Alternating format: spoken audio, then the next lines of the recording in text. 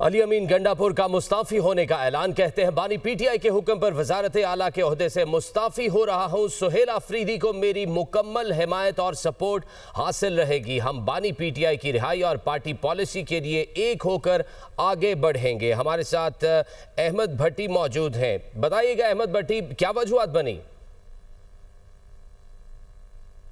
जी, आज अडयाला जेल में होने वाली समाअत के दौरान जो तोशा खाना केस की समाअत थी उसके दौरान आज बैरिस्टर सैफ, मिशाल यूसुफजई, सुल्तान अकम राजा, बानी पीटीआई की तीनों बहनें और दीगर वकला मौजूद थे। इस तमाम बैठक के दौरान बानी पीटीआई ने यह फैसला किया कि अली अमीन गंडापुर से इस्तीफ़ा लिया जाए और उनको ये पैगाम दिया जाए कि वो अपने अहदे से मुस्तफ़ी हो जाएँ।